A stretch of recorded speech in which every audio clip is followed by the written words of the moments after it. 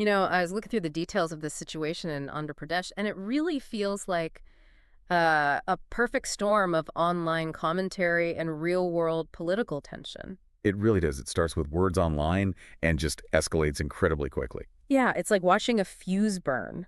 We've got offensive remarks, an arrest, and then this unexpected intervention. It feels very relevant to how fast things move now. Absolutely. It's a stark reminder, isn't it, how digital actions have very physical, very immediate consequences, especially in, politically charged environments like Andhra Pradesh. So let's paint the picture. It's Thursday, April 10th, 2025, just a normal day, presumably, in Guntur. Right. Seems that way. And then this individual, Chabralu Kiran Kumar, he's about 40, involved with the TDP, the Telugu Desam One Party. of the main parties there, yeah. He does an interview for a YouTube channel, Point Blank TV. That's the one. Apparently recorded at someone's home in Koritapadu, which is in Guntur. And the focus of his comments, it was YS Parathi Reddy. Who is, importantly, the wife of the former Chief Minister Y.S. Jagan Mohan Reddy. He leads the YSR Congress Party, the main rival to the TDP. Okay, so hitting close to the rival leadership. And the descriptions of the comments are, well, they're consistently called crude and offensive. Exactly. We don't need to get into the specifics, but it's clear they crossed a major line. Not just political criticism, but deeply personal and offensive remarks. And this wasn't just whispered, right? The video went out there. Oh, it spread fast, Yeah. like wildfire.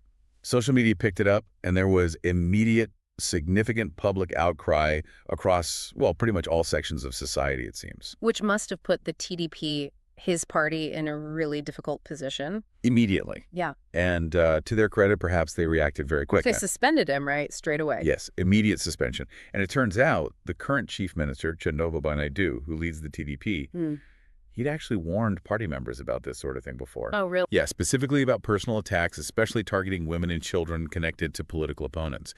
The message was apparently quite clear. Don't get into the gutter with rival families. So the party line was against this kind of behavior already. Makes the suspension seem pretty decisive. It does. It shows they felt the need to distance themselves very quickly, likely due to the public reaction and maybe that prior warning from Naidu. And what about Kiran Kumar himself? Did he just disappear? Well, he tried some damage control. He put out an apology video pretty quickly afterwards, Saying what? claiming it was a heat-of-the-moment mistake. Caught up in the moment, said things he shouldn't have. How did that go down? Doesn't seem like it helped much. The TDP didn't seem to accept it. He wasn't reinstated. And crucially, people weren't buying it either. Locals in Atmakur village. Where's that? It's in the Mangalagiri area. They actually went and filed formal police complaints against him. Wow, so not just online anger, but actual formal complaints from the public?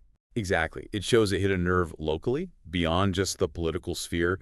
People felt strongly enough to involve the authorities. Which I guess leads us straight into the legal side of things. The police got involved. Oh, yes. The Mangalagiri Rural Police compiled a pretty extensive list of charges. Okay, what are we talking about here? Well, several charges under the Bharatiya Nyaya Sanhita, the BNS, which is India's newer penal code, things that cover criminal defamation, Right. promoting enmity between different groups, and even obstructing public servants. Obstructing public servants, how does that fit in? It's not entirely clear from the initial reports, but it could relate to anything he might have done after the remarks surfaced that hindered the police investigation, perhaps. Serious charge, anyway. Okay, so defamation, promoting enmity, obstruction. Anything else? Yes, also Section 67A of the IT Act. The Information Technology Act, what's that for? That section specifically deals with publishing or transmitting obscene material in electronic form. So it addresses the online nature of the interview directly. Got it. So the content and the method of delivery. Precisely. And one more.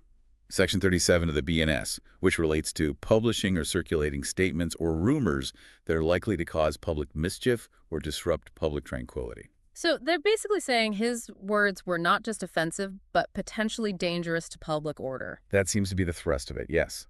A comprehensive set of charges covering the nature of the remarks, their online dissemination, and their potential impact. Quite a list. So the police are investigating. They have these charges. What happens next? How do they find him? This is where the tech comes in. The police used tower dump analysis. Okay, explain that simply. Basically, they look at all the mobile phone connections to cell towers in a specific area over a period of time, By analyzing that data, they could pinpoint Kiran Kumar's phone signal And where did they find him? near a village called Kilsapuram in the Ibrahimpatnam area. Reports suggest that he might have been heading towards Hyderabad. So possibly trying to leave the area? Fleeing. It certainly looks that way, or could be interpreted as such, trying to get away as the legal pressure mounted. And the police managed to apprehend him there. They did, successfully arrested him and took him into custody. Okay. And then there was a public statement from the police. Yes, the Guntur Superintendent of Police, Satish Kumar, held a press conference. He made it very clear zero tolerance for misusing digital platforms, especially for targeting women or inciting violence. Standard procedure, but also a strong message. But there was something else revealed then, wasn't there? About Kiran's history. Ah, yes. This is crucial context. The SP mentioned that Kiran Kumar actually had 5 prior cases registered against him. 5. For similar things. Apparently so, including one specific case for making offensive remarks against a former minister, Vidadala Rajini. So this wasn't exactly out of the blue. He had a track record. Exactly. It paints him as a repeat offender, which, changes the narrative quite a bit. It's not just a one-off heat-of-the-moment mistake if there's a pattern. Right, that context is definitely important. Now, usually the story might end there, arrest made, charges filed, prior history revealed. But this is where it gets even more dramatic. This is the twist, yes. Enter Garantla Madhav. Okay, remind us who he is. Garantla Madhav is a former member of parliament, and importantly, he's from the YSRCP, the party of the former chief minister whose wife was targeted by Kiran's remarks. The rival party. So what did he do? Well, he heard about Kiran Kumar's arrest and decided to get personally involved, very personally. How so? As the police were transporting Kiran, presumably from Mangalagiri towards Guntur, Madhav apparently started following the police convoy. Following the police. Okay. And then, near a place called Chodagunta Center in Guntur, things escalated. Reports suggest he actually tried to block the police vehicle carrying Kiran. Block the police car. Seriously. That's what's alleged. Physically obstructing the vehicle, apparently demanding they hand Kiran over to him. Wow. That's bold. And dangerous. Extremely. And when that didn't work, he allegedly confronted the vehicle physically in some way. It sounds like a very tense I have standoff. to only imagine. What were the police doing? Trying to maintain control, presumably. But Madhav didn't stop there. He didn't. No, he apparently followed them all the way to the superintendent of police's office and tried to confront Kiran Kumar again there. This is extraordinary behavior for a former MP. It really is. Unsurprisingly, the police took action against him too. They arrested him. They detained him, initially at the Nagarampalam police station.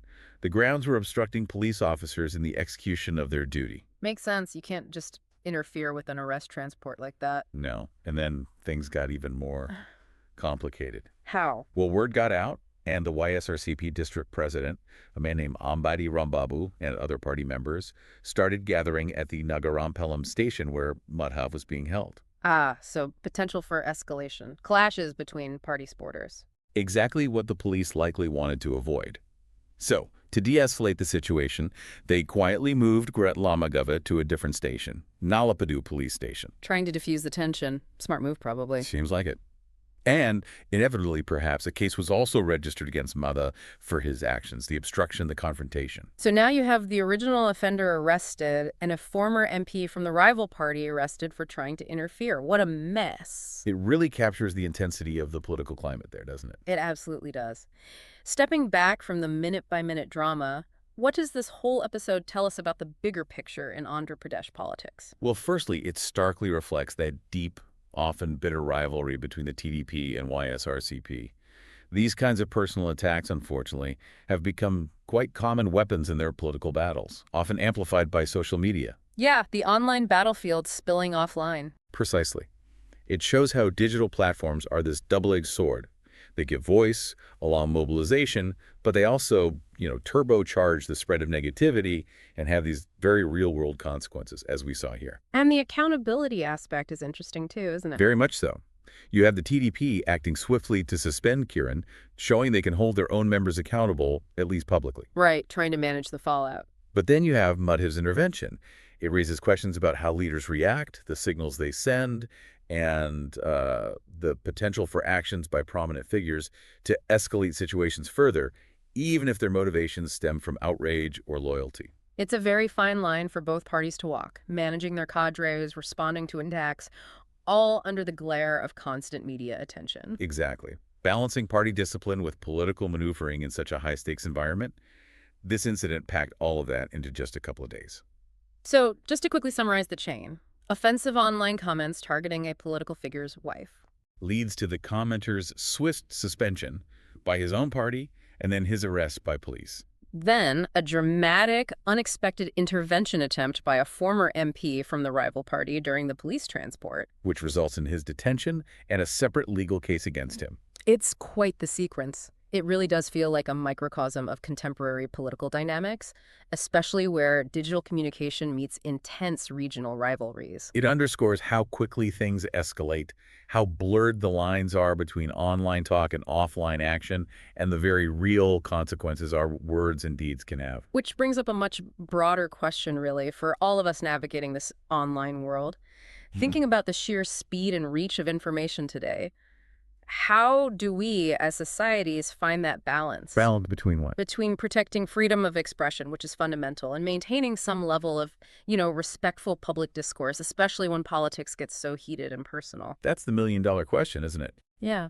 Does an incident like this one in Andhra Pradesh maybe suggest we need, I don't know, clearer boundaries for online speech? Or perhaps different kinds of accountability mechanisms in this digital age? It certainly forces us to confront those questions.